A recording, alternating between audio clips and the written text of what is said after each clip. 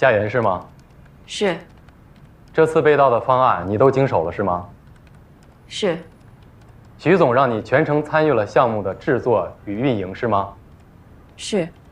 为什么是你？公司有很多比你经验丰富、比你资历深的人，这么重要的项目交给你一个刚入职的新人，合适吗？因为这个项目的理念最初是由我提出的。这个决定与你和许成义的私人交往有关吗？什么意思啊？你和许成义什么时候认识的？是徐总来星辰收购爱瑜伽的时候，具体日期那个不重要。在那之前你们认识吗？不认识。哦，几年前我们见过一面，但谈不上是认识。你离开星辰科技进入 SG， 是许成义亲自给你发的面试邀请，也是他亲自录用你的，对吗？是。那个时候你们已经是恋爱关系了，对吗？没有，当时我有男朋友。他名字叫林浩。是。你们怎么知道的？你和林浩已经准备结婚了，他为你放弃了北京的工作，来到新州，对吗？这和闺蜜性球有什么关系吗？如果你没有什么需要隐瞒的，我希望你能正面回答我们的问题。我们是准备结婚了，可是你却甩了他。那是因为他跟他上司发生了关系。你和你的上司呢？那是在我跟林浩分手之后。可是我听很多人说，你和林浩的分手是因为你对许成义产生了暧昧的态度。这只是林浩的借口。不单单是借口吧？对于分手这件事，你对林浩就没有一点点愧疚吗？没有。我问过很多同事，他们都说你是非常重情义的人，从不让身边的人委屈受气。可偏偏对这个为了你放弃好工作、好前途、只身来到新州的人，却一点内疚都没有。是不是因为你之前已经给了他某些补偿？补偿？什么意思啊？我们询问了制作闺蜜秀的公司，他们说这款应用是与林浩的公司联合开发的，制作方案也是林浩提供的。你是说……这不是很明显吗？林浩的公司曾经濒临破产，而他之所以会来新州开公司，也是因为你，而你为了赎罪……我没有，我们分手是因为他出轨了，我不欠他任何东西，更不会因为他出卖我的职业道德。因为他出轨了。如果他痛改前非，你会不会和他和好？绝对不会。你有这个信心？是。那许成义也有这个信心吗？我听说他也是个非常重感情的人，他为了不让林浩继续纠缠你，所以他就把公司方案泄露给林浩，是吗？你不觉得这个想法太幼稚了吗？做调查的时间久一点就会发现，人做蠢事的理由通常都很幼稚。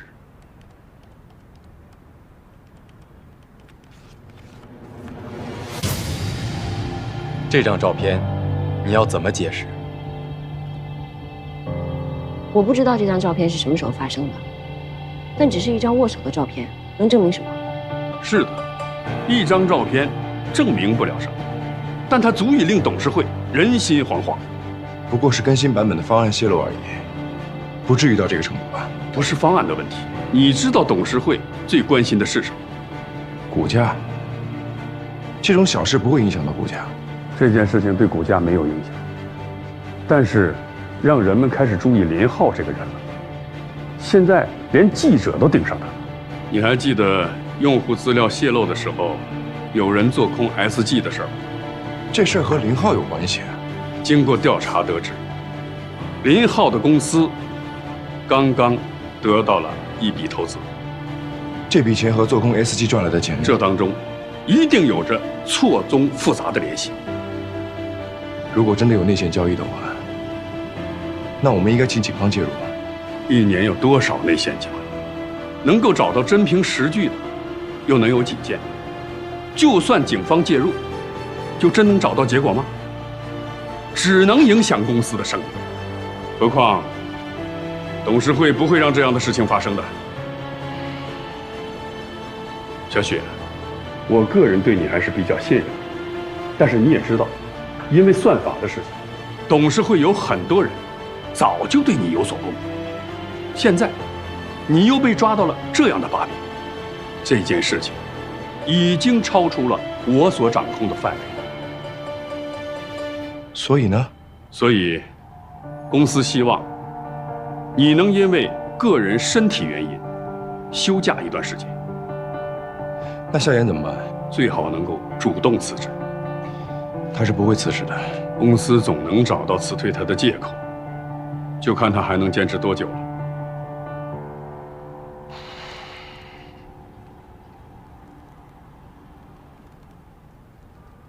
你真打算休长假？林浩这事突然人间蒸发，根本找不到他，就无法证明我和这件事情没有关系。继续留下来只会引来更多敌意。都是我不好，是我害了你。傻瓜！如果背后真的是薛宁在搞鬼，那应该是我害了你。我没什么，大不了我就重新找工作。可是你失去的太多了。我就不能重新找工作？你为了SideOp的算法努力了那么多年，如果你现在离开公司了，那个算法是不是就跟你毫无关系了？你怎么知道的？谁告诉你的？我之前就听说过一点。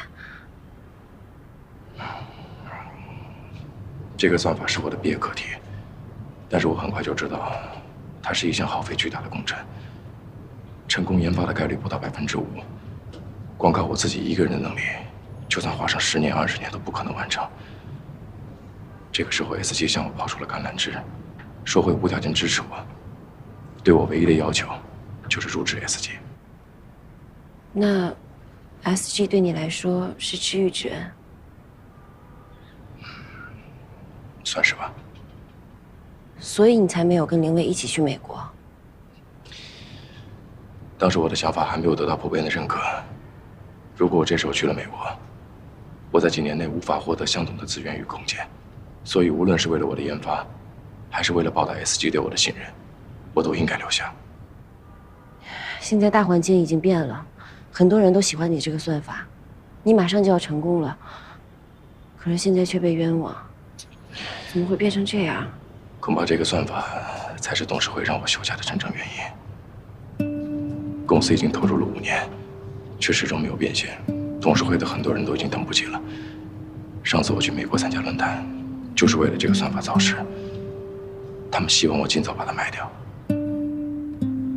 你不愿意卖？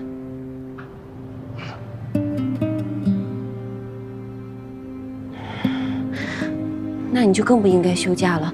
万一……其实这些年，也一直是董事长在默默支持我。但是最近我感觉他的压力好大，想法也逐渐在改变。现在又出了这件事，如果我继续死扛给他施压，可能会适得其反。但如果我后退一步，也许会有转机。既然这样的话，我是不会离开的。你休假是为了顾全大局，如果我也辞职的话，那就证明真的是我们向李浩泄的密。我不会这么认输的。我就知道你会这么做。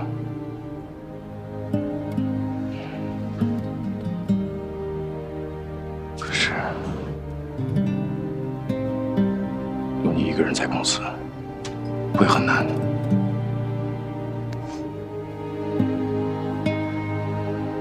我坚持得住，为了你，为了我们。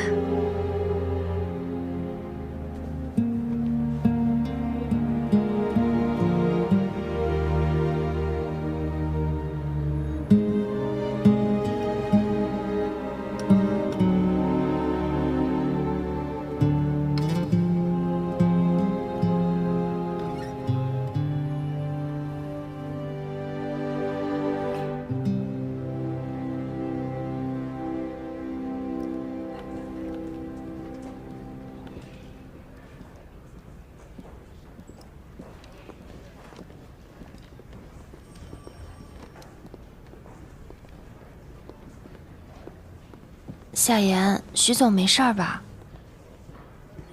他只是休假一段时间，随时都会回来的。我们相信徐总不会做那样的事的。你告诉徐总，我们都会支持他的。董事长怎么这么糊涂？本来就是嘛，很明显这是有人栽赃陷害啊！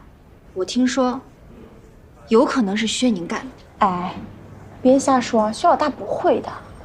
哎呀，我就是……别闲聊了，回去工作。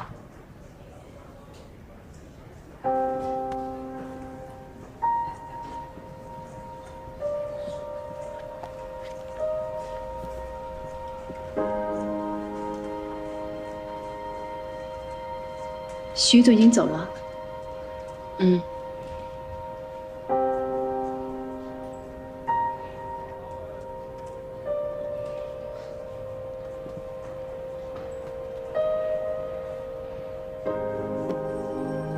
那是董事会的决定，我无权干预。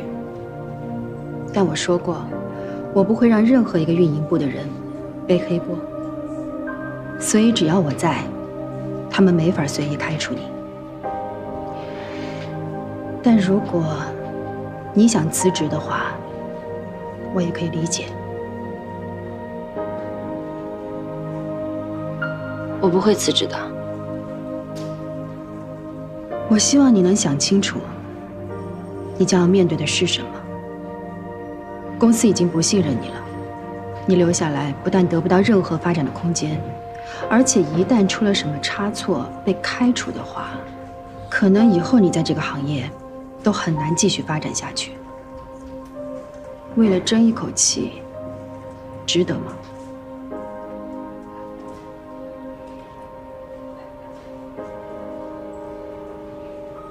值得。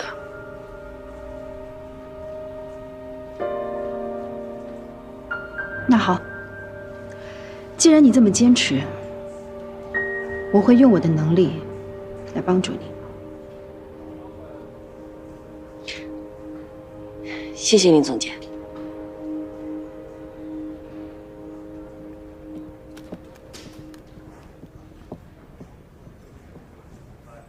林薇是个女强人，在美国那么多年，之所以回国，就是因为在国内可以拿到更高的身价。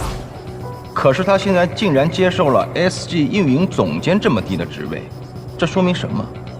说明在 SG 有比职位更重要的东西。对于她来说，轻敌就是最大的错误。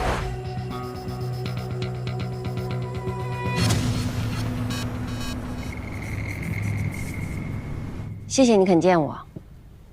怎么突然变得那么客气？当初把我堵在厕所让我听她说话的小女孩上哪儿去了？那时候觉得只要努力就会有成果，现在开始患得患失。这人呐就不能谈恋爱，一旦谈了恋爱啊，整个人的缺点就暴露无遗。怎么了？开始怀疑林薇了？你怎么知道？坐。你如果怀疑别人，就会去找许成义，只有林薇不一样。因为你不想在没有十足的把握之前，在许成义的面前说他前女友的坏话，对吧？嗯。说说，为什么怀疑他？是你最开始跟我说的，他一定另有所图。但你并不相信。嗯。然后就是林浩那件事，如果没有人帮他的话，他自己不可能做到的。这件事情，许成义是明白的吧？许成义怀疑的是薛宁。薛宁跟了他这么多年，他因为薛宁之前陷害过我，所以许成义对他已经完全不信任了。没错，无论是用户资料泄露的事，还是方案泄露的事，薛宁都可能办到。但薛宁跟韩爽确实没有什么交集。哦，对，韩爽他是我的朋友。这个我知道，你继续说。薛宁不应该知道韩爽手机里会有那段视频。还有一点最重要，偷韩爽视频的人，同时也陷害了我。而韩爽是通过林薇的提示才开始怀疑我的。虽然他提示的很巧妙，单独看来没有什么可疑的。但是如果没有林薇的提示，韩爽他这辈子也不会怀疑到我头上的。但是林薇会说，这一切只是巧合而已。即使他不提示，那个人也会用其他方法来达到目的。对，所以证据还不够充分。但是你还是怀疑林薇，而不是薛宁。我跟薛宁共事了那么久，虽然他一直针对我，但他是个直来直去的人，就连之前陷害我的方式都十分直接。这样一环扣一环的计谋，不像是他做出来的，反而是林薇。他虽然表面上对每个人都很友好，但我总觉得自己看不透他的心思。我对林薇也只是怀疑而已，所以想过来问问你的意见。肯定是林薇。他为什么这么做？想抢回许成义？林薇这么做的目的，可不仅仅是因为感情。那他是为什么？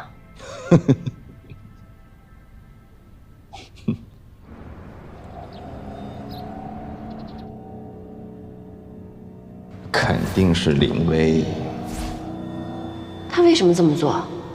想抢回许成义？你现在已经放松了警惕，这一点他已经做得很成功了。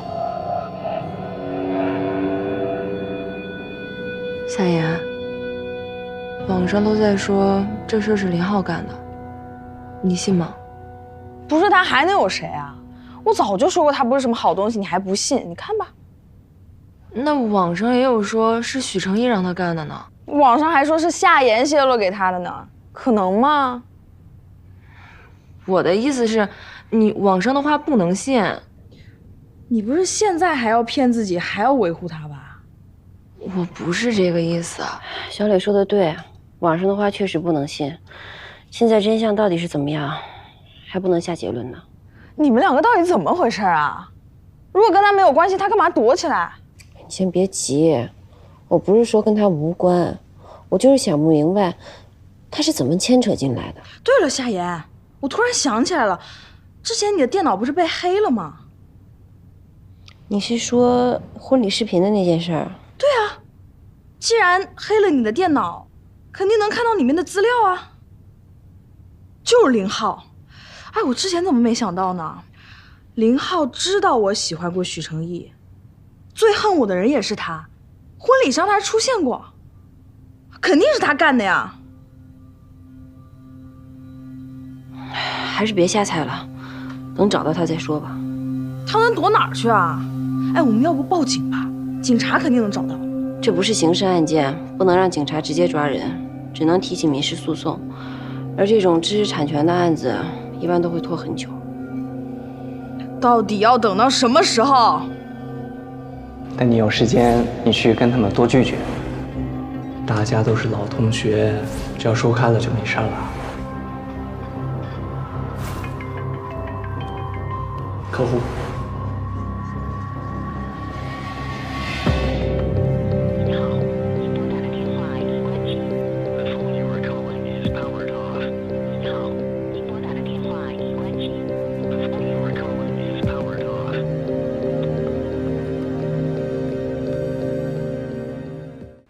您好，您所拨打的电话已关机。林浩已经关机了。我问了小磊，小磊说他们最后一次见面是在上周末，可直到前天一直都在用微信联系，昨天就突然没有了消息，然后就发生了这种事情。小磊和小军到处在找他，都找不到。薛宁的电话也打不通。你怀疑薛宁跟林浩合谋？其实上次用户信息泄露之后，我就已经起了疑心。可是那时候薛宁已经离职了。虽然薛宁已经离职了，但是以他对 SG 的了解，做这些事情并不难。你之前不是怀疑严长军吗？是林薇提到了严长军有这项黑客技术，但同时有这项技术的人有很多。相比于严长军，我认为薛宁更有动机。只是我不愿意往这方面想，没想到还真出了这样的事。我们现在对薛宁也只是怀疑，真相到底怎么样，还是要找到林浩才能问清楚。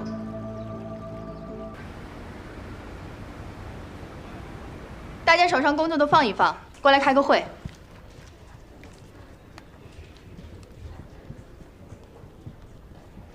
最近公司发生的变动，大家都知道了。徐总暂时离开 SG，董事会希望由我代理他首席技术官的职务，也就是说，我要离开运营部了。真的很舍不得大家。回国之前，我一直问自己，能不能适应国内的节奏，怕离开太久了，水土不服。没想到跟大家合作的如此愉快，让我对 SG 有了归属感，也让我知道回国的决定是对的。谢谢你们。林总监，那你就别走了呀。对啊，你走了，我们怎么办？大家不用担心，运营部会由另外一位你们非常熟悉的人来担任领导。让我们一起来欢迎 SG 运营部的新任领导。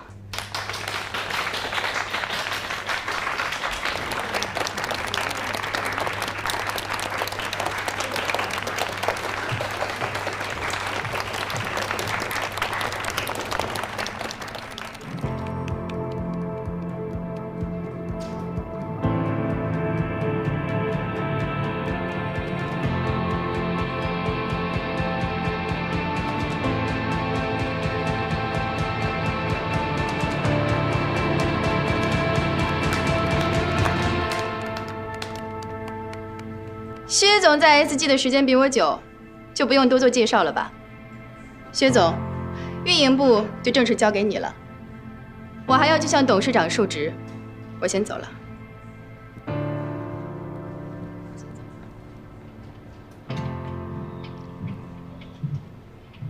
薛总监，你回来了，恭喜薛总。不用恭喜我。SG 的股票现在正在下跌。秀我的用户量也在下滑，闺蜜星球用户量虽然突破2000万，但那也是因为我们前期的筹备和铺垫，现在也完全停滞不前了。这就是我这段时间离开运营部，你们的工作成绩，我们运营部的脸都让你们给丢尽了。从今天开始，恢复末尾淘汰制，你们也应该有一点危机感了。可是。股票下跌跟我们又没有关系，为什么你还在这儿？捅出那么多篓子，你不是应该辞职才对吗？没有陷害同事，没有泄露公司机密，我为什么要辞职？夏言，你是真的以为自己很能干是吗？你之所以今天能够站在这儿，那是因为以前一直有人在背后给你撑腰。从现在开始，再也没有这样的好事儿了。我在工作上没有重大失误，如果你无故辞退我，我会申诉到底。谁说我要辞退你了？那张桌子看到了吗？那就是你的位置。把你手头所有工作交给美琪，业务上的事情与你无关。从今天开始，你只需要负责办公室的杂事，同时你还要为出差的同事预订酒店和机票。记住，运营部的钱不是大风刮来的，不能因为可以报销就随意浪费。你的每一笔预订，每一笔支出，我都要经手核算。要是被我发现有更优惠的价格，所有差价你自己掏腰包。薛宁，你别太过分了。所有人，会议室开会，你们每个人都要向我报告最近的工作情况。你就不用来了。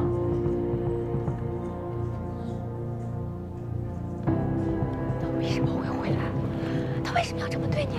我就知道都是他搞的鬼。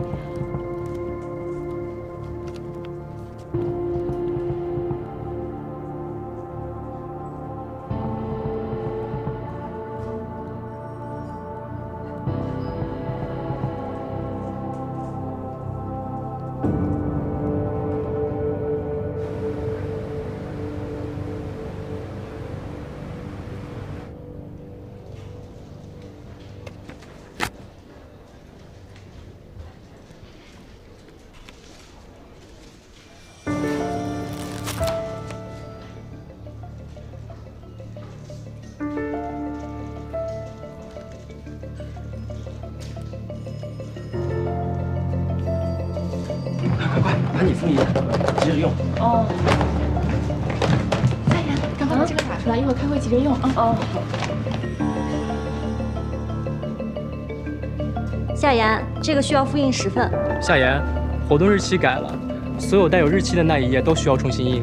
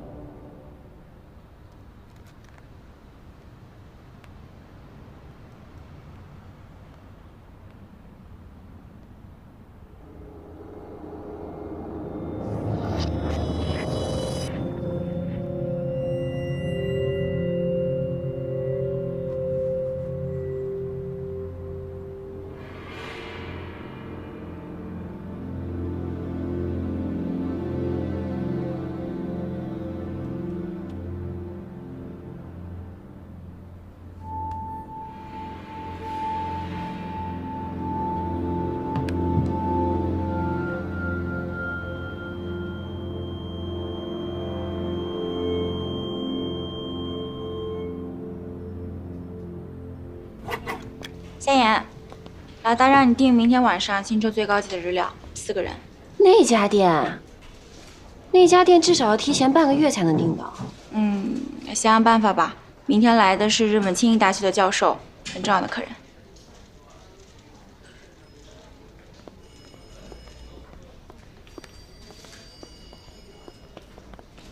墙头草，随风倒。前几天还巴结你，现在又拿着鸡毛当令箭。也不能怪美琪，她都是按照领导的吩咐办事的。我看她最近也挺愁眉不展的。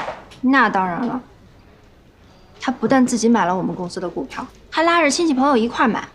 自从上次公司股价下跌到现在，一直没涨回来呢，他能不愁吗？唉，也不知道什么时候才能恢复正常。跌了才好呢，让他们欺负你和徐总。嘘，你还在为公司考虑啊？你想想你自己吧，天天让你干这些杂事儿，你的绩效肯定垫底。连续3个月，他们就可以名正言顺的开除你了。唉，现在这种情况我也没办法呀。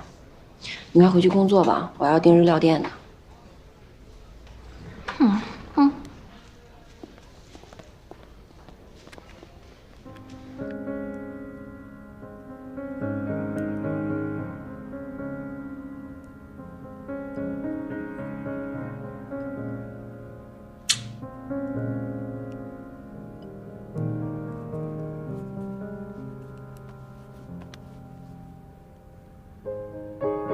你尝尝，到底给不给我吃？给，尝尝，好吃吗？挺好吃的，还不错。你今天怎么突然想吃寿司啊？今天啊，在公司帮他们订日料店，看了好多日料的图片，看得我都流口水了，所以我就想着等下班买回来跟你一起吃。这家店我吃过，虽然不比他们那种顶级日料，但是味道还可以，是吧？顶级日料。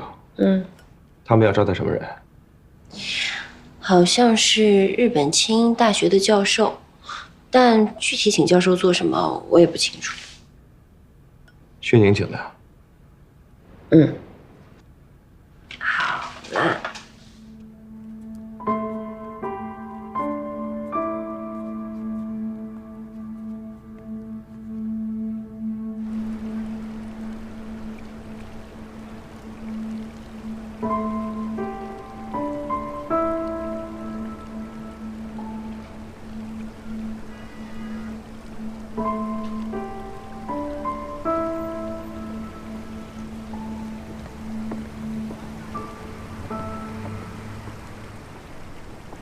你怎么样？还好吗？我没什么事儿。我约你来主要是为了夏言吧。薛宁这突然又回来，夏言这下在公司的日子可不好过了。你放心，我会尽我的全力来帮助他。谢谢。跟我说什么谢谢？只可惜你的事，我就帮不上什么忙了。这是董事会的决定，连董事长都无能为力。接下来你打算怎么办？去找那个叫林浩的人？真正的问题不在于林浩，而在于赛道本。你是说董事会想卖掉赛道的事？想解决这件事情，必须给他们一个不舍得卖的理由。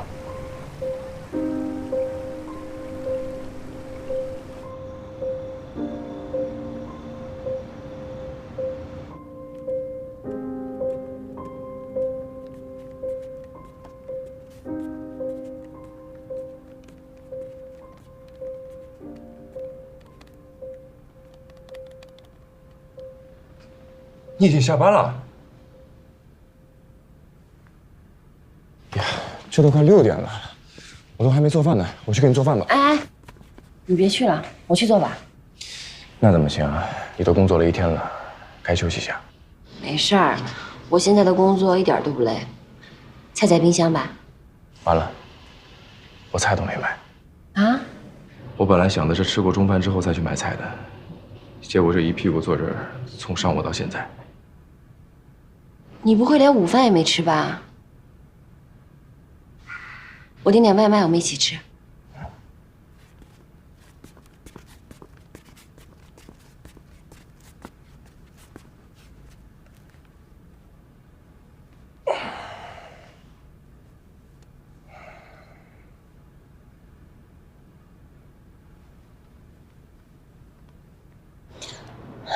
点好了。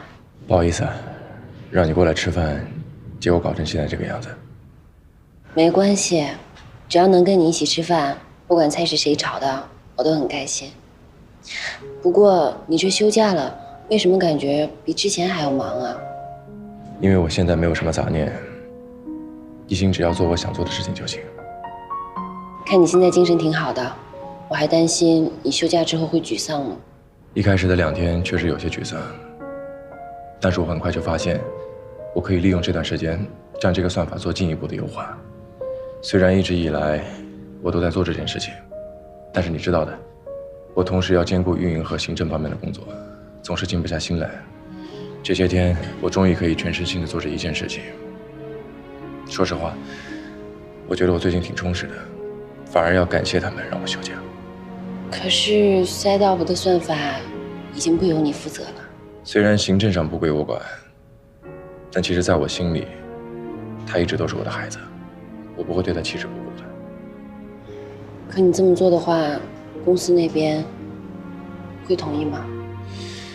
我只是让他变得更完美一些，我并不是要把他占为己有。到时候我把这个构想告诉董事长，让董事长处理就行了。把你这么多年的心血拱手让人，你舍得吗？对于我来说，能够让更多的人使用我设计的算法，我就已经很开心了。重要的是它能为人所用，我并没有想把它占为己有。SideOp 的算法到底是做什么的呀？它是一个大数据的处理工具，可以同时处理分析海量数据。初步的框架我已经完成了，我现在要做的就是将它进一步的优化，提升它的运转速度。你过来看一下。哦。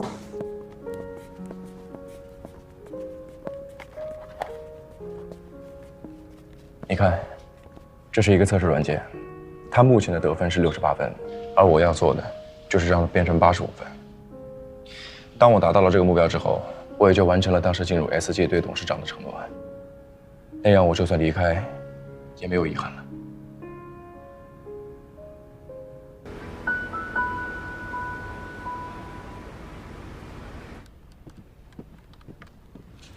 薛总，我辞职。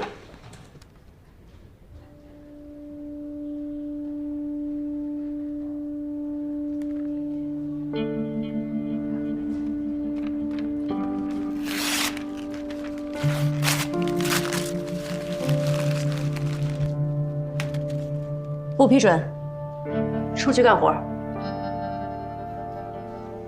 好嘞，薛总。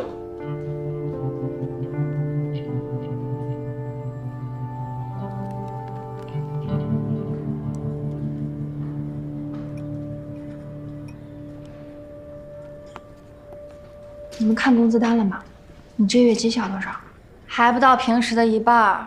你呢？我的也是少了很多，都不够我这个月还账单的了。夏言，怎么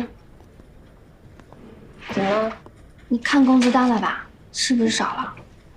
当然了，大家都少了，而且还不是少了1星半点儿。我一点也不意外。可是为什么会这样呢？再这么下去，这日子真是没法过了。我这月的房租还没……我知道你们有很多不满，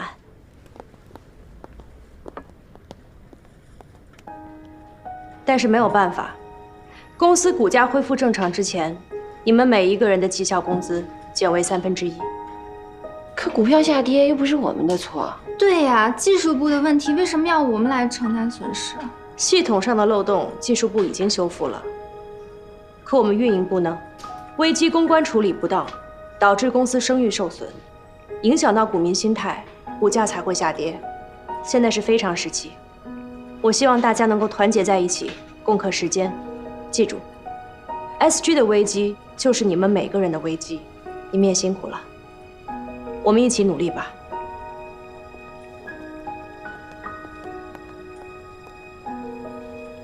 共克时艰，我们是挺艰难的，谁知道他呢？他有本事别拿工资。哎呀，别担心了。哎，听说我们公司在和美国谈一个大合同，只要合作谈成了，股价一定会上去的。到时候一切都会好的，都会好的。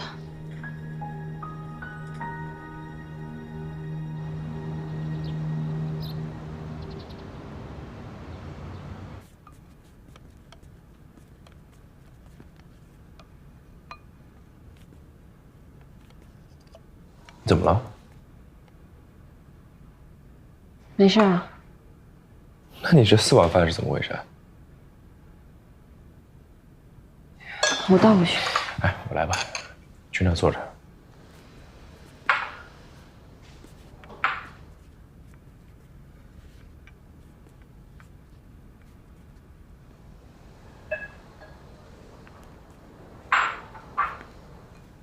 你怎么了？有心事啊？吃完饭再说吧。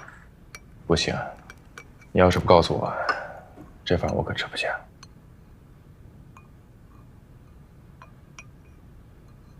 我在公司的内网看到，说 SG 要把 SideOp 的算法卖给美国一家公司，签约仪式在下周1。SideOp 是你的心血，虽然你说过愿意与更多人分享，但是如果卖给了美国的公司，还不知道他们要怎么使用呢。而且你还没有完成你的优化，我知道这一定不是你想看到的结果。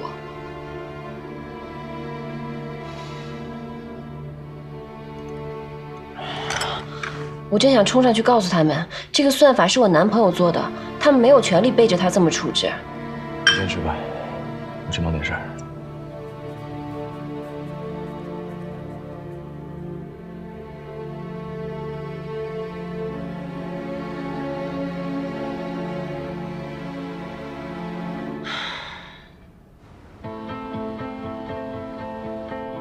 今天疯了。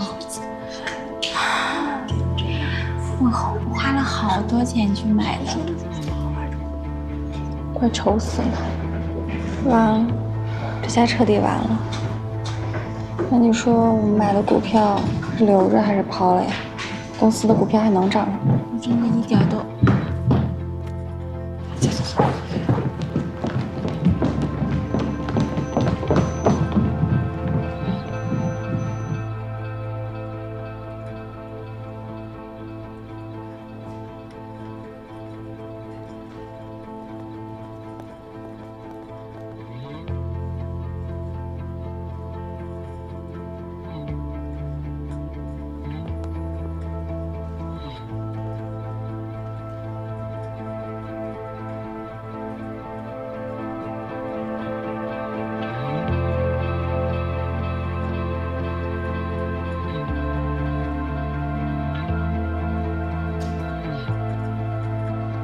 所以我早就给过你忠告，面对临危千万不能掉以轻心。果不其然吧，给你看样东西。这是什么？这是他在购物网站上的记录。怎么会在你手里？我当然有我的办法，你只需要关注结果，不需要关注过程。这些花跟首饰都是她自己买给自己的。她所谓在国外的男朋友，完全是虚构的。早就跟你说了，你不信吗？信息时代，人做了每一件事情都会留下痕迹。现在的实名制的手机号绑定了各个网站，绑定了各个账户，人在互联网上根本就是透明的。现在，你可以相信我了吧？他为什么要这么大费周章？我问你，你一开始对他是什么态度？我很尊重他，但是敬而远之。后来呢？他渐渐地进入到我的生活里了，所以这一切是他早就计划好的。没错。哎呀，夏言呐，夏言，这回你是碰到对手了。想好怎么跟许成义说了吗？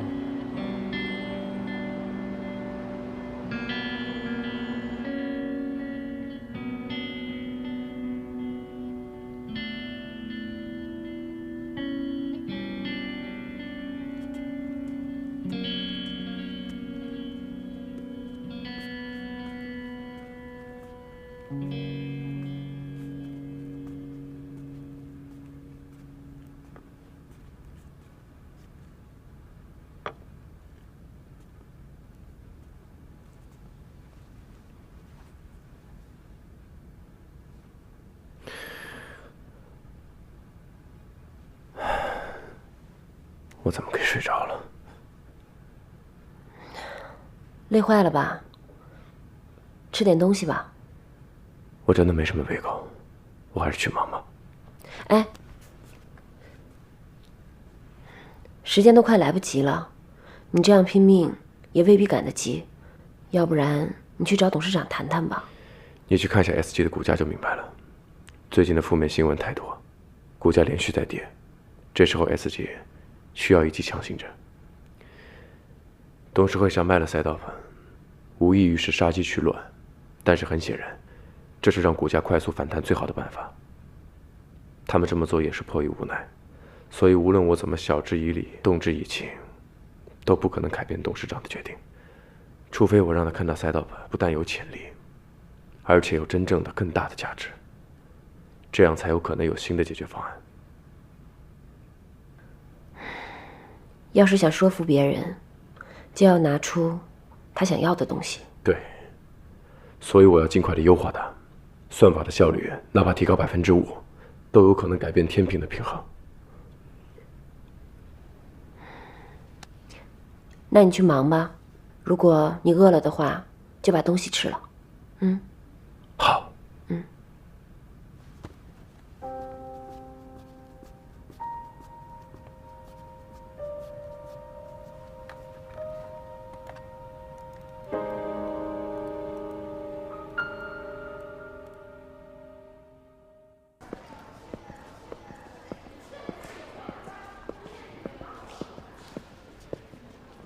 你好。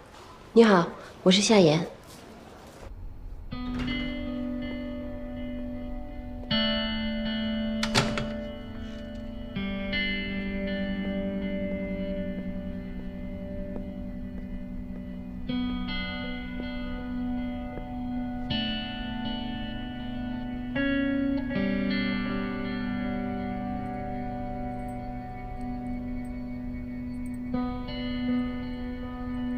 你怎么来了？我来看小军，顺便……小军，你告诉他，我一定要告他，他把我伤成这样，我一定要告死他。大桥上的监控我们已经找到了，是你推小军下去的。我推他那也是正当防卫。你应该好好看看正当防卫的定义。录像可以证明，小军已经停止动手打你了，你却还想置他于死地，这根本就不是正当防卫。你还把他姐姐打成重伤，而且还准备潜逃出国。你觉得法官会偏向谁？小磊，他现在怎么样了？你是真关心他，还是担心他死了你也活不成？我没想要伤害他。他那么爱你，你怎么忍心那样对他？你就是来骂我的吗？夏野，这一切都是你的错。要不是你勾搭上那个许晨毅，他的老相好就不会回来报复，小磊就不会受伤，我也不会被关在这里。一切的罪魁祸首都是你。所以，你承认的是林薇在背后指使你。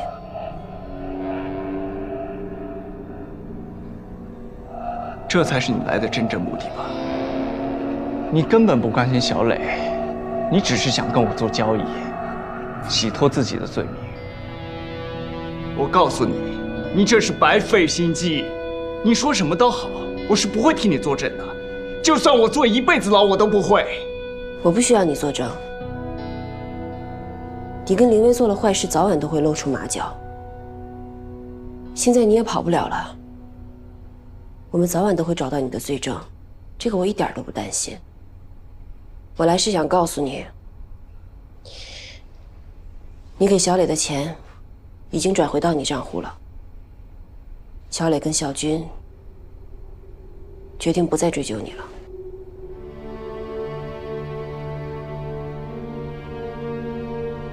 不追究。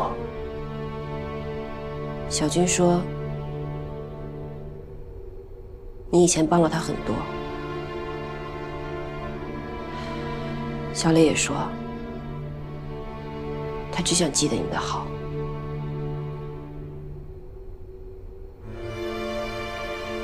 两个蠢货。虽然他们不追究，但你还是会因为你的所作所为受到法律的制裁。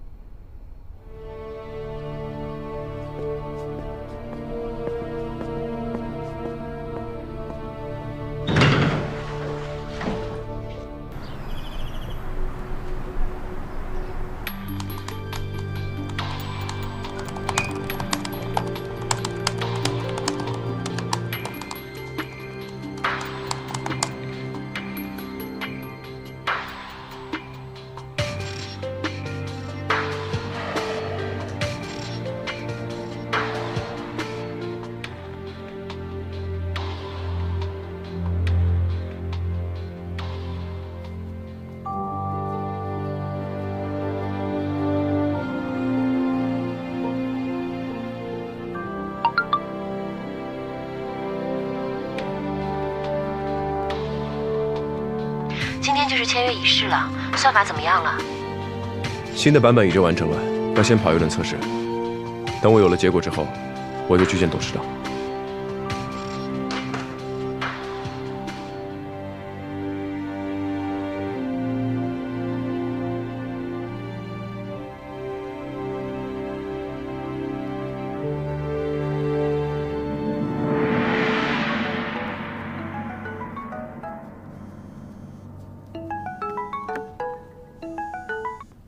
喂，我找到那帮家伙了。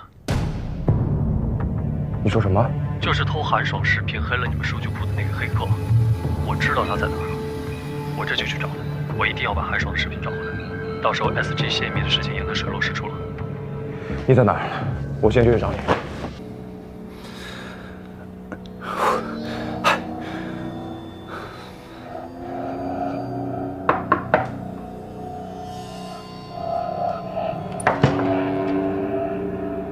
你找谁呀？你就是黑客？说什么啊？闺蜜星球是你的活吧？韩爽的视频是你剪的吧？我的婚礼也是你毁的吧？出去！出去！出去！哎，你干什么呢？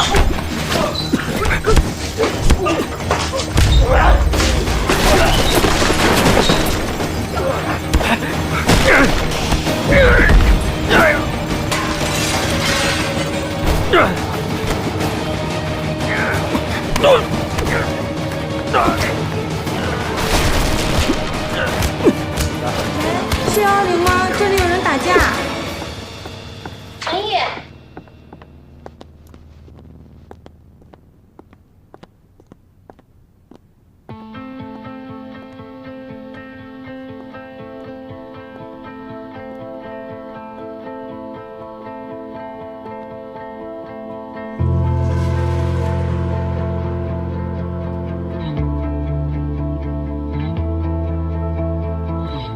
成功了！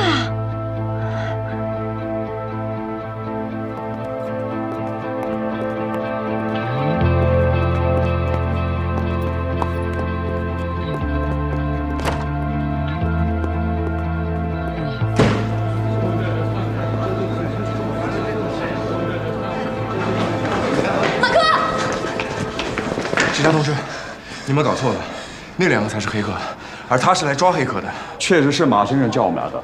在马先生来之前，我们有把所有的事情给搞清楚。我们把所有的事情调查清楚之后，我们会给你个圆满的交代。警察同志，我跟我朋友说2句话行吗？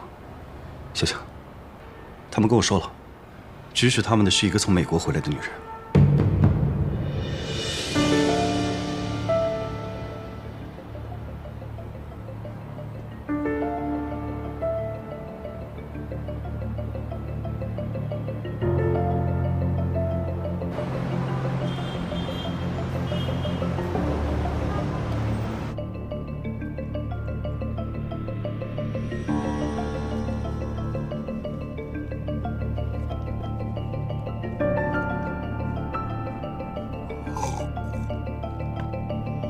这也太奇怪了，今天的资料都是薛老大亲自检查过的，怎么还会出错呢？你管他呢，反正也怪不到我们头上。夏言呢？怎么还没来？薛老大要是发现了，又得找茬。夏言不会来了。为什么？薛老大不让他来。凭什么呀？他这也太过分了吧！先是把徐总赶走，又偷偷卖掉人家的算法，现在还不敢让夏言来参加，这一什么人啊？这就是一白眼狼、胆小鬼！别再瞎说了啊！狗腿子！你说什么？我没说什么，还说别人是胆小鬼，我看你才是，只敢在背后说别人坏话，这就是你的能耐。我背后说人坏话了吗？我说的是事实啊。夏言当主管的时候，你对他那么好，薛宁回来了，你马上就变脸，真没想到你是这样的人。好了好了，我是怎样的人啦？不管谁是领导，我都只是认真工作，完成交代给我的任务而已啊！我从来没有对任何人阿谀奉承，更没有拍过谁的马屁。我因为我的工作能力而得到赏识，这有什么好记恨的？我记恨你。可是你呢？你为什么那么喜欢夏言啊？还不是因为他从不责备你，总是给你擦屁股。你想夏言当老大，不就是想偷懒、想浑水摸鱼吗？当面就唯唯诺诺、装傻充愣，背后就刻薄挖苦、满肚子牢骚，这就是你的能耐。你胡说八道！我什么时候偷过懒？你想让我当面说是吧？好，黄美琪，你就是一狗腿子，两面三刀墙头草。当面说我算什么本事啊？你讲了徐老大那么多坏话，你也当着他的面说。你觉得我不敢当面说吗？我告诉你，我背后说什么，当面照样敢说什么。吵什么呢？该干嘛干嘛去。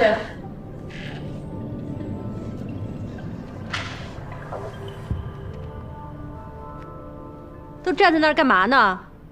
手里都没活是吗？艾米，我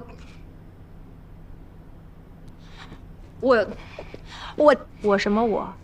有话赶紧说，没话出去干活。一个个都学会偷懒了，这都跟谁学的？谁把运营部搞成这个样子的？你别说了，我不允许你再说夏言的坏话。他被你害得还不够惨吗？你嫉妒他，陷害他，陷害他不成又去陷害徐总，处心积虑把他赶走，就是为了把他研究了7年的算法卖掉。大家都知道徐总是不会出卖 SG 的，出卖 SG 的人是你。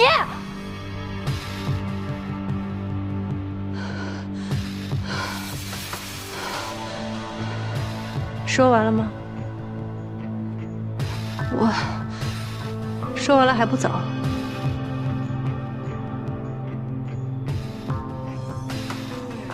都出去！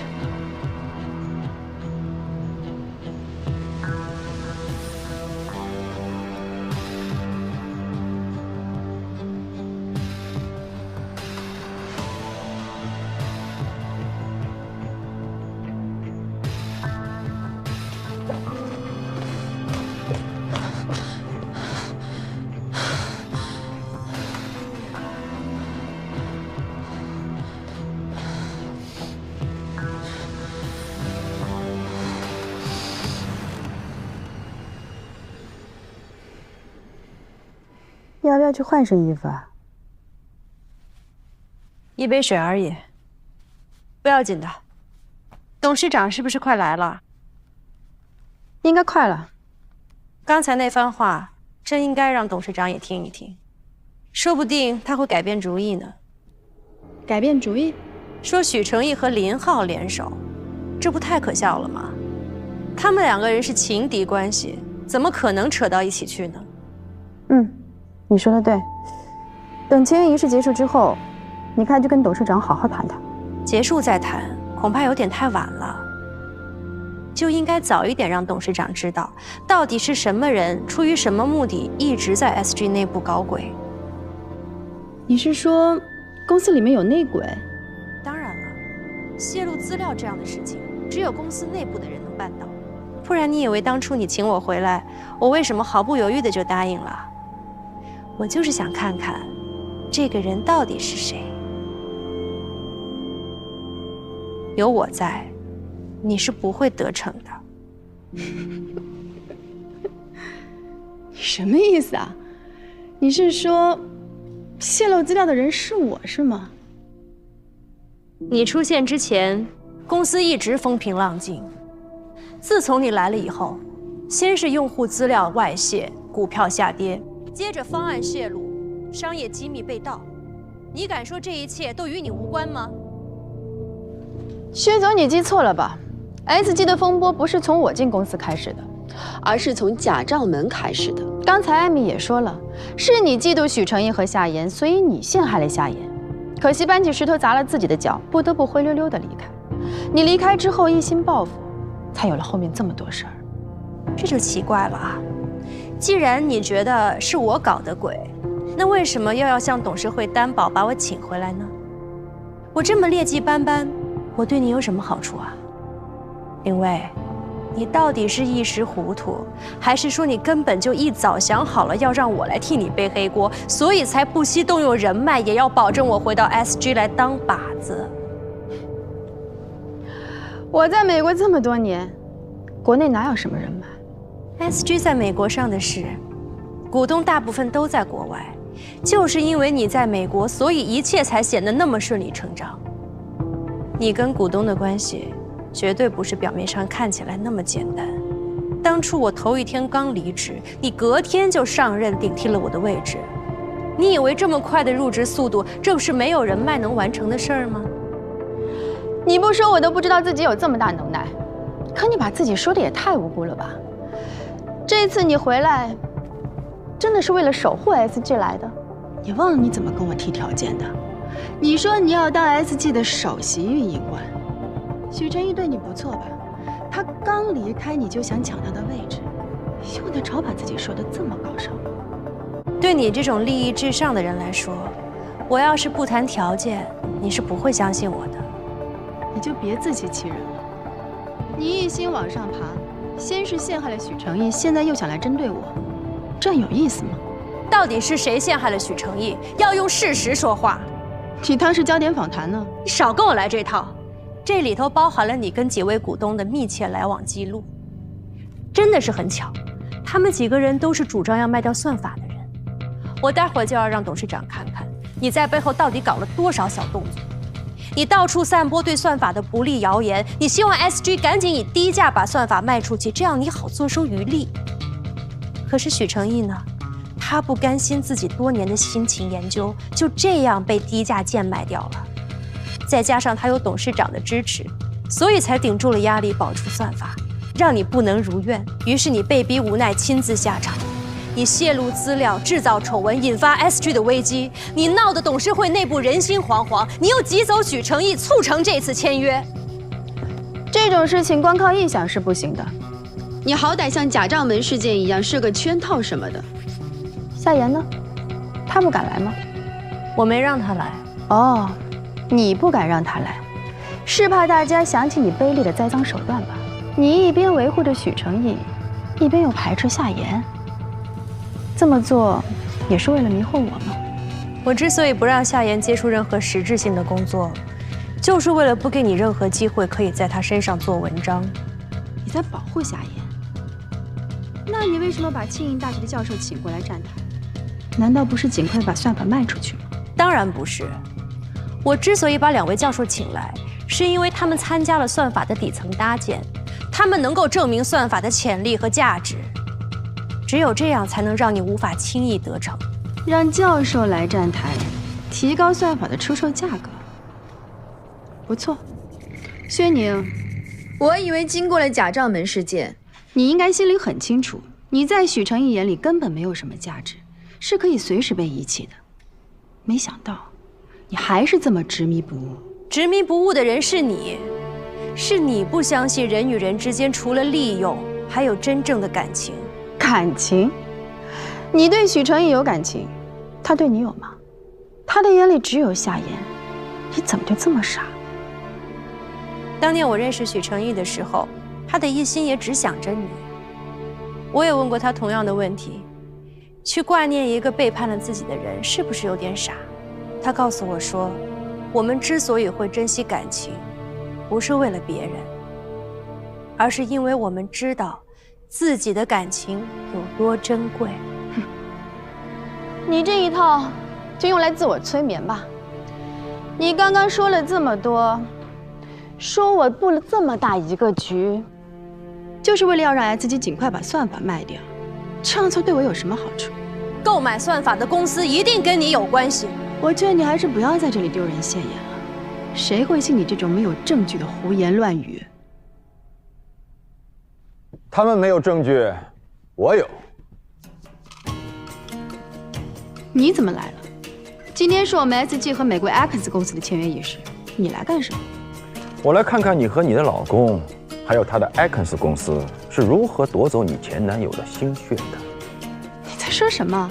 我没有老公，我和 Edison 已经离婚了，而且他和这家公司也没有任何关系，或者就算有，至少我不知道。哎，我说林薇啊，你每句话里面要有多少的谎言呢？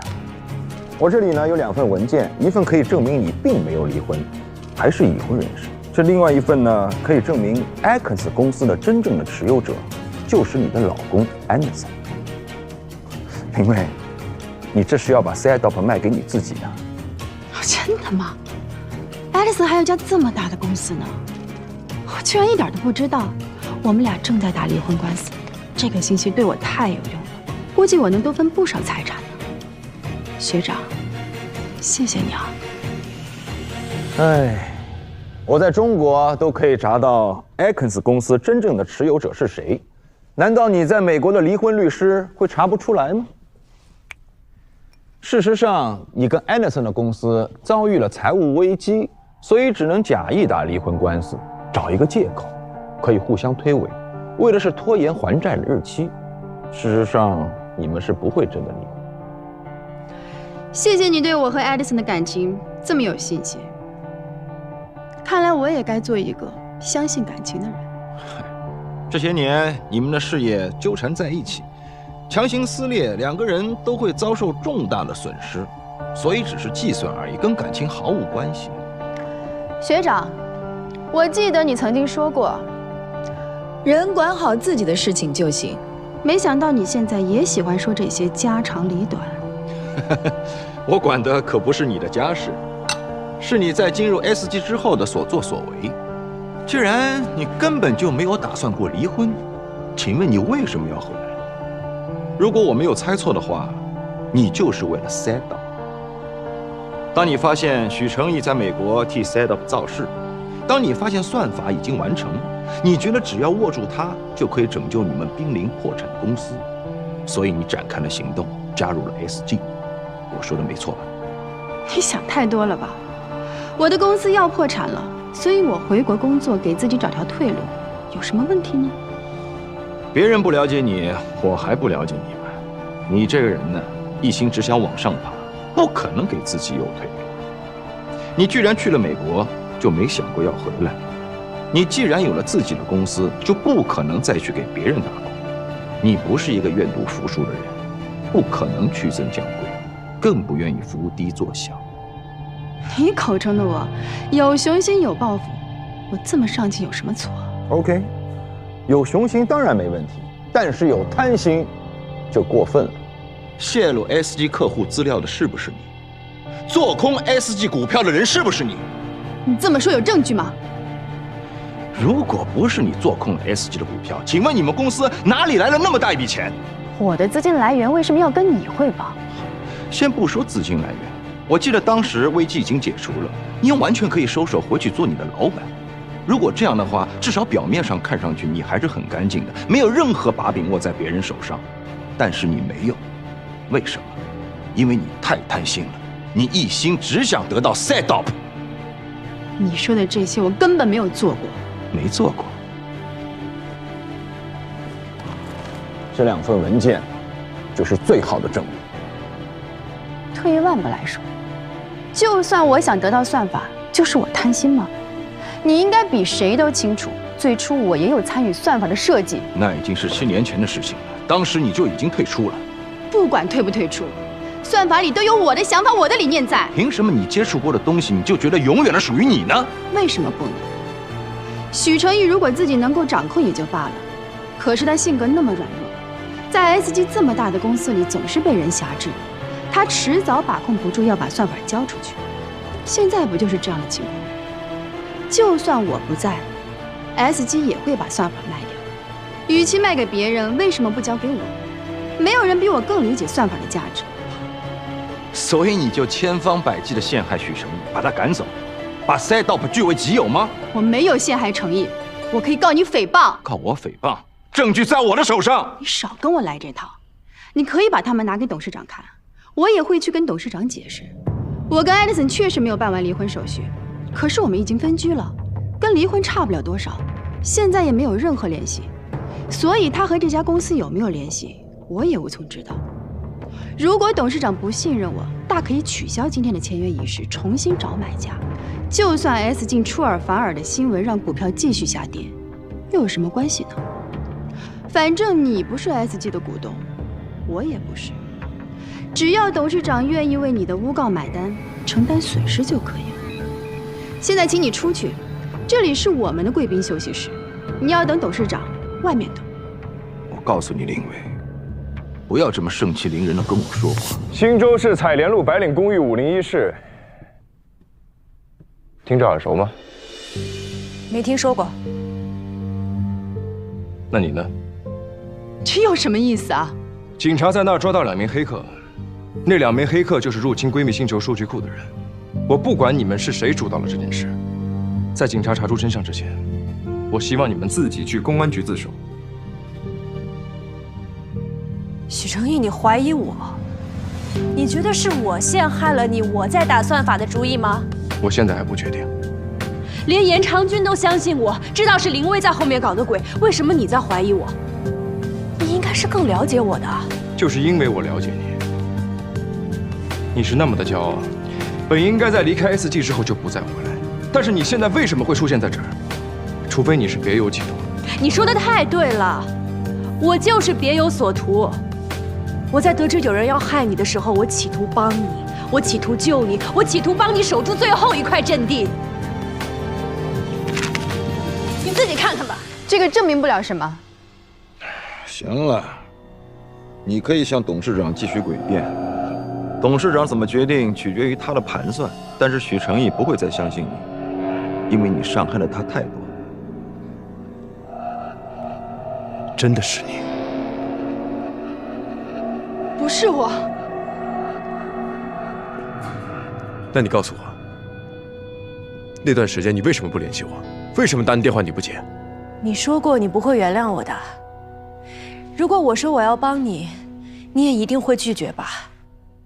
你刚才也说了，我是个那么骄傲的人，我不希望我的所有努力在你看起来是在祈求原谅。既然我不需要得到你的感激，那我也就不用上你那儿邀功请赏。可是你为什么要帮我？这么多年来，我一直都在帮你，你从来没有问过我为什么，怎么现在突然就不相信了呢？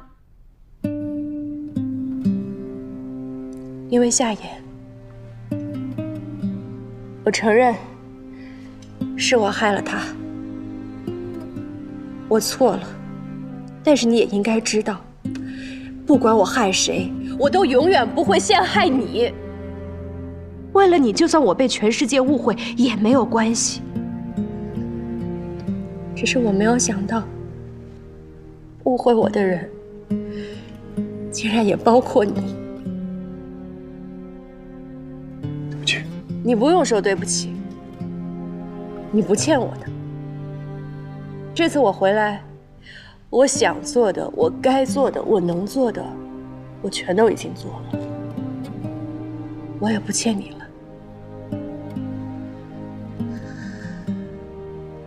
我不用继续留在这儿了。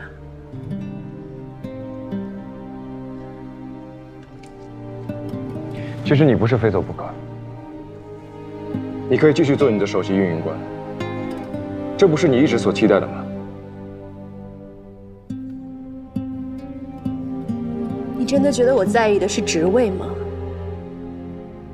将功补过的任务已经完成了，在 SG， 我没有任何遗憾了。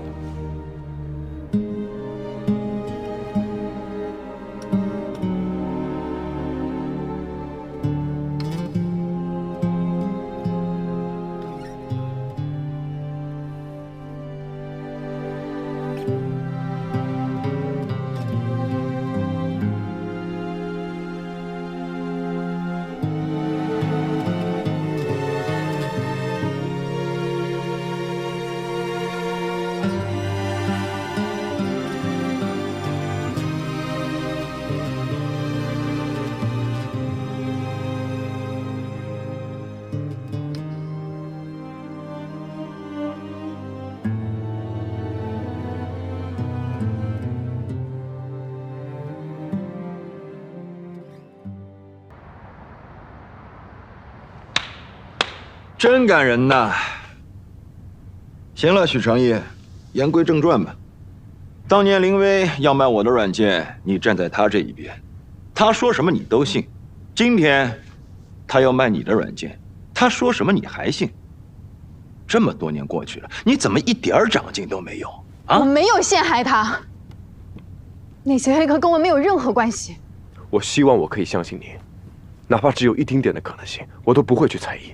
你是一个做事很专注、很认真，设定了目标就会完成的人。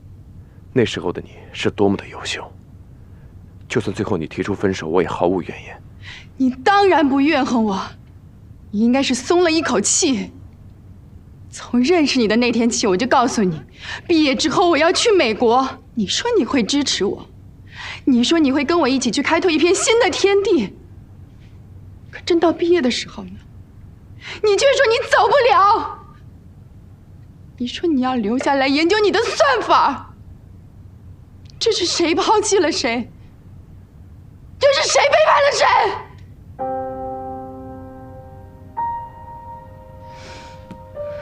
你不肯去美国，所以要跟你在一起，我就得妥协。可凭什么妥协的人必须是我呀？你不肯放弃你的事业，我也不想放弃我的，这样才公平。你心里比谁都清楚，这样下去我们迟早会分手。可你就是不肯说。好，你不说，我来说，我来提分手，我来当这个恶人。你不是分手，你是结婚了。我是结婚了，可是艾迪森更像是我的生意伙伴，我们有共同的目标，相似的处事方式，仅此而已。真正爱过的人只有你。这次回来，我真的想跟你重新开始。可你呢？第一天就对我不理不睬，第二天就告诉我你跟新女友的感情有多么的好。你知道我有多伤心吗？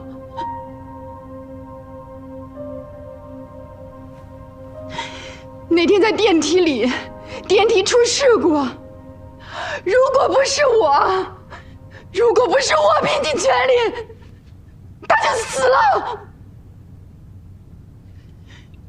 我甚至在想，如果他不在了，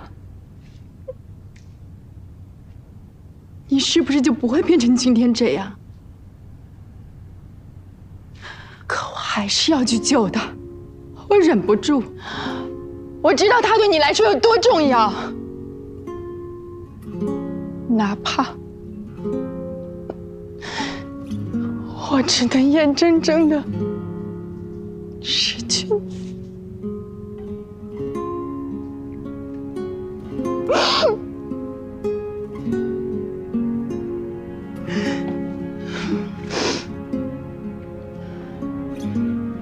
我每天看着你们亲亲爱爱的在一起，就算我再难过，我也不能表现出来，因为只想让你幸福。别在这假装深情了。那你为什么要在韩爽的婚礼上放那段视频？什么视频？你别装了，视频就是你放的。我根本不知道你在说什么。好，那我给你理理清楚。你在韩爽婚礼上放视频的事情，本来做得天衣无缝，但是你太沉不住气了，事后亲自出马，去韩爽面前诬陷我，说视频是我泄露的。那时候我就已经怀疑你了。那件事情表面上看起来是在针对韩爽跟马克，但实际上是在针对我跟许成业。你表面上祝福我们，却在暗地里搞破坏。你希望我怀疑许成业，希望我和他像韩爽跟马克一样一拍两散。你在电梯里救过我，我很感激你。但我向来是个恩怨分明的人，我欠你的我会还，但是你害我的、害我闺蜜的、害我男朋友的，我会一样不少的讨回来。漂亮，这没你的事儿。哦。所以你打算怎么办呢？也去董事长那里告我的状吗？公司上上下下都知道我救过你，你现在却反咬我一口，到时候声名扫地的是你还是我？你跟我的前男友好了，毫不计较，在公司处处维护着你，顶住压力不开除你，你却因为嫉妒我和许成义的过往，这样来陷害我。丁薇，我到今天才真正的认识你。你这么说，我好心痛啊！看来我们缘分真的尽了，就算我再舍不得，我也要学会放下。签约仪式结束之后，我还是回美国去吧，这样我们就再也不用看见彼此，勾起伤心事了。说起签约仪式，你不觉得奇怪吗？美国公司那边的人怎么还没有过来？他们不会来了，董事长已经让他们回去了。不可能！如果董事长取消这笔交易，董事会是不会放过他的。许成义已经把算法优化完成了，速度提升了20%。我刚刚来之前已经把新版本演示给董事长看了。你认为董事长现在还会愿意以你们当初谈的那么低的价钱把算法卖出去吗？你撒谎！没有人能在这么短的时间内完成优化，这不可能。没有什么事情是不可能的。这个版本并不是我短短几天内完成的，这个是我7年的积累。像你这种用狡诈的手段，在短时间内争夺别人的产品，是根本不可能成功。漂亮！用手段怎么了？搞阴谋是可能会失败，但努力就一定会成功吗？像你这样脚踏实地的人多了去了，又有几个能真正成功的？我们一样是在赌几率，就算这次赌输了，下次我一样可以再赢回来。你觉得还有下次吗？为什么没有啊？你真的觉得别人不知道你的真实身份对吗？但是你还是露出了马脚。那帮黑客说，指使他们的人是一个从美国回来的女人。美国回来的女人成千上万，靠这个就想定我的罪？要想人不知，除非己莫为。我知道你尽力在隐藏自己在网上的踪迹，但是你只要做过，就一定会留下痕迹。我会协助警方调查黑客的电脑，我相信你留下了线索，绝对不止这一点。你还不知道吧？林浩已经被抓了。林浩？他不是你的前男友吗？跟我有什么关系？林浩已经供认是你指使他的，你给了他一大笔钱，让他以他公司的名义盗取闺蜜星球升级版本的方案，制作了闺蜜秀。当然了，方案也是你给的。努力不一定会成功，但违法犯罪一定就会露出马脚，这不是几率的问题，是正义永远都不会缺席。现在你彻底输了，你不仅输了你的将来，输了赛道，输了对你唯命是从的许成义。他现在只听我的了，他只爱我一个人。许成义，你真的这么对我？我不许你欺负我的女人。你的女人？那我是谁？你抛弃的女人吗？你从来都不是我的，你只属于你自己。我属于自己有什么不好？独立自主有什么错？你要的不是独立，你要的是所有人都屈服于你。当初在你看来都是优点，现在全都成了缺点。明明是你变了，为什么怪我？其他人都必须按照你的想法去执行。你要看着我，所有人都是你的棋子，你就应该为你所做出的一切付出代价。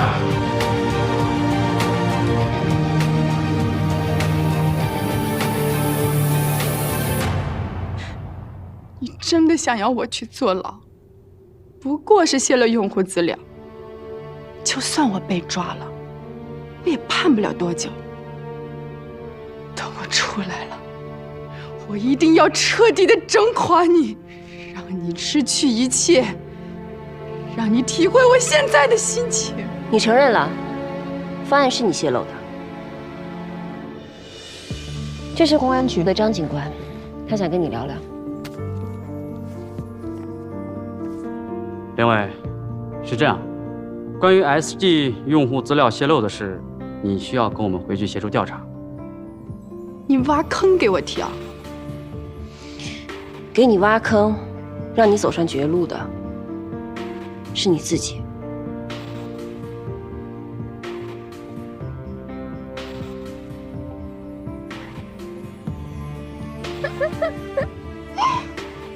走吧。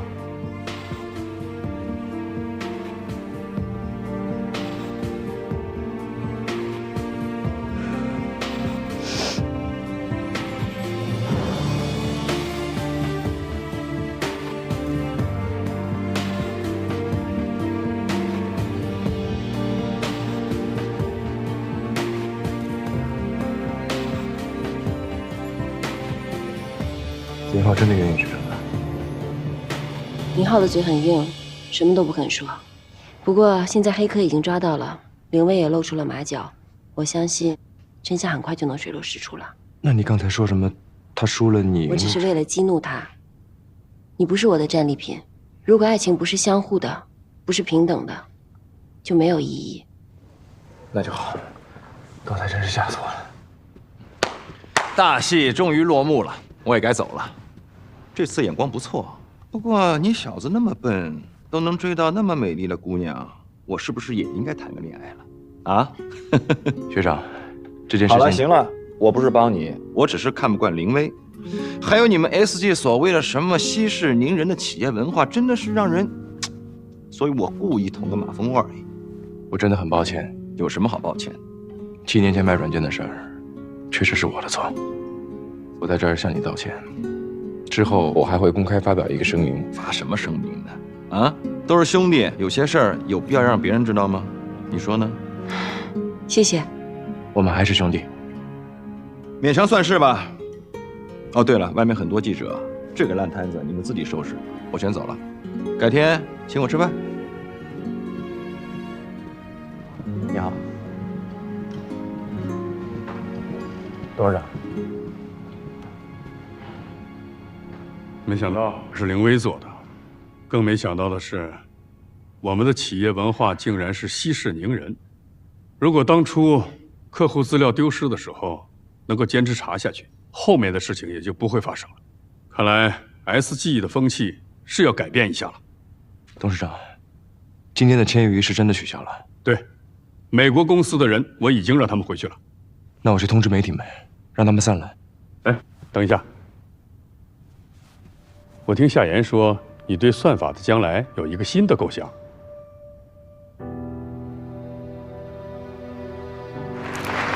大家好，我是许成义。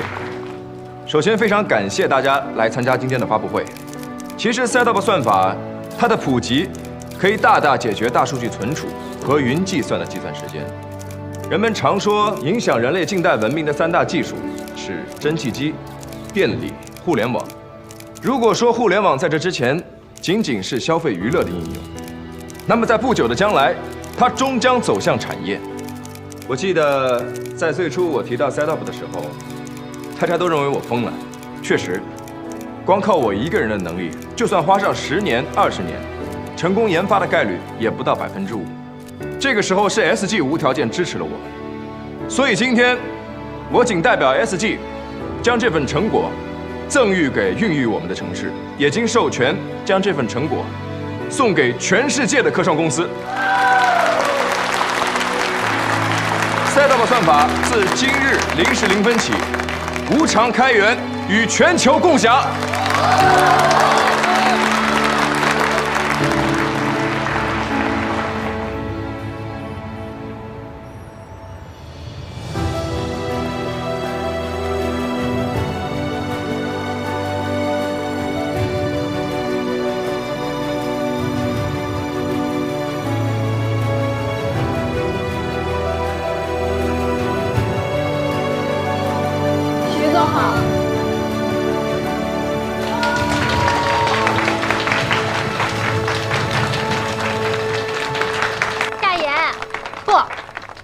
总监，你真是太棒了！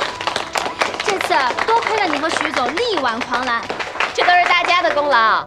今天晚上我们庆祝一下，我请客。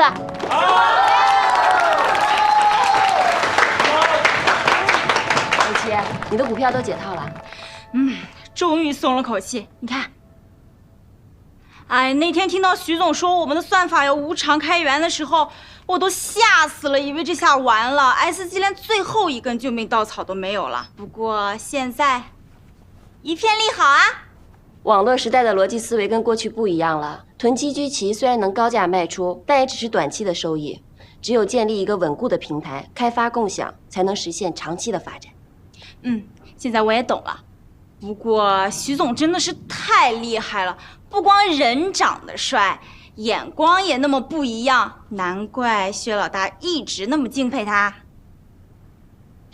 也不知道薛宁现在怎么样了。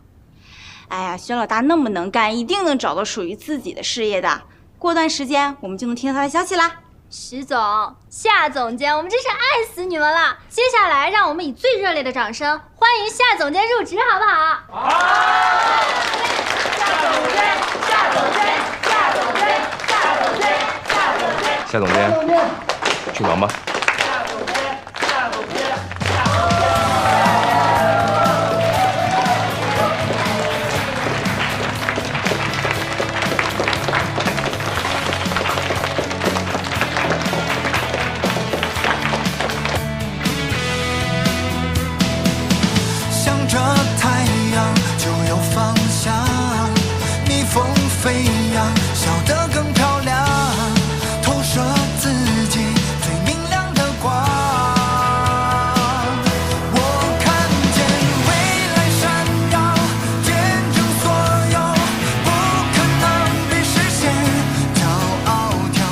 我们的闺蜜星球今天上线啦！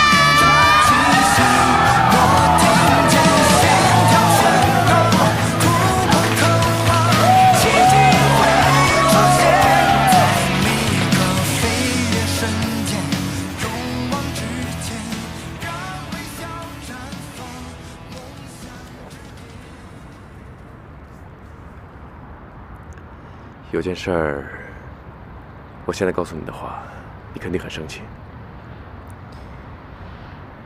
我就知道你有事儿啊，最近总是神神秘秘的。SG 在北京的分公司即将要上市，董事长他希望我亲自去北京。去北京？去多久？大概1年吧。哦，我是想听你的想法。如果你不让我去的话，我就直接就给回绝掉了。因为你的想法才是最终的答案。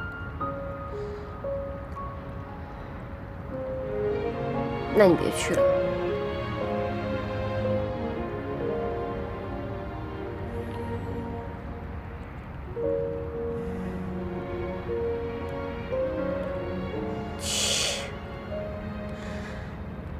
你要一开始就想拒绝，就不会过来问我了。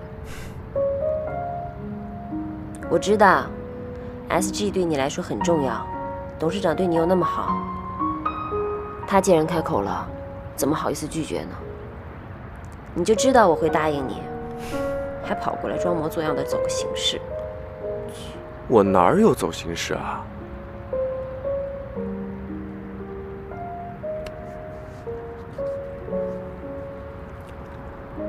你说我万一去了北京，我把你丢了怎么办？我还怕别的小姑娘把你给抢走了。你听没听过一个笑话？说，爱情就是2个丑得像猪一样的人，还生怕对方被别人给抢走了。说什么呢？哪有我们这么好看的猪啊？而且。你还这么可爱，以后你就叫朱可爱。那你就叫朱晶英，简称朱晶。你才朱晶呢！